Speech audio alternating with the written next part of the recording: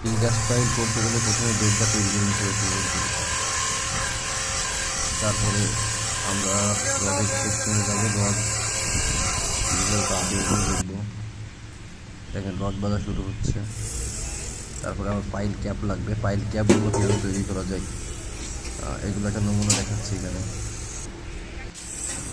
Pile cap ঝালাই দিতে হবে, এভাবে ঝালাই দিলে যাতে করে আমার পাইলের মাথায় এগুলো সুন্দরভাবে লাগাইতে পারি। ঝালাইটা অবশ্যই ভালোভাবে দিতে হবে, কারণ আমাদের পাইল যখন ড্রাইভ দেবো তখন এটা নষ্ট হয়ে যেতে পারে বা ভেঙে যেতে পারে, ফেটে যেতে পারে। এই কারণে খুব সুন্দরভাবে মজবুত করে আমরা পাইলের ক্যাপগুলো দিয়ে দেব। দেখুন কীভাবে গোড়া হচ্ছে এগুলো।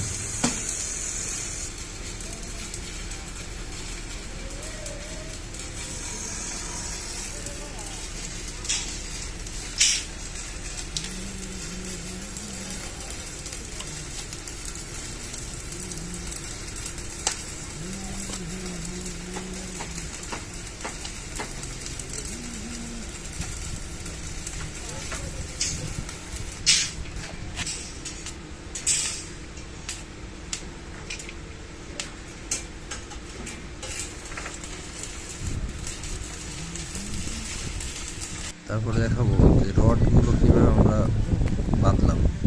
দেখুন রডগুলো কত সুন্দরভাবে বাঁধছি, যাতে পাইলের ক্যাপ যেখানে ঢোকাবো মাথাটা দেখেন কীভাবে রাখছি, ভালোভাবে লক্ষ্য করুন। এখন এই যে পাইল, একটা নতুন পাইল কীভাবে বাঁধবো এটা দেখুন। পাইলের যে রডগুলো আছে কীভাবে রাখছে মিস্ত্রিরা, দেখেন রড বাঁধলে তো হবে না।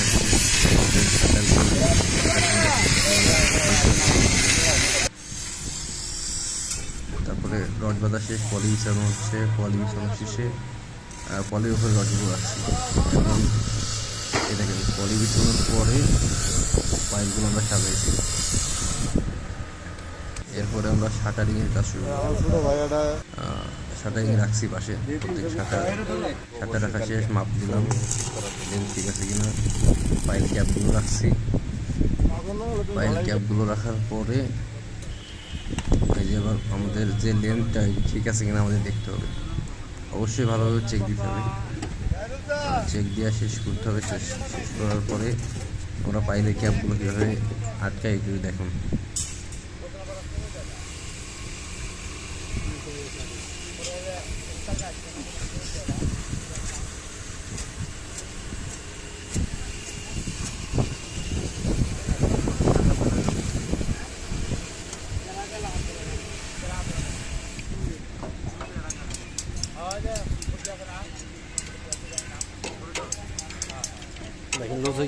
এগুলো অবশ্যই শাটারের সাথে আটকে হবে, নাহলে ঝালাই করে সবগুলো ছুড়ে যাবে।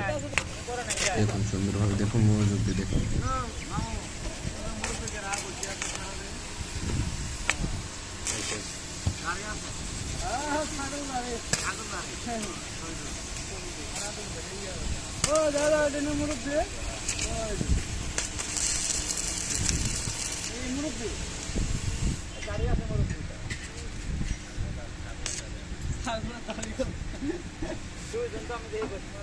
একটু জুম করে দিলাম আপনাদের জন্য, দেখতে সুবিধা হবে।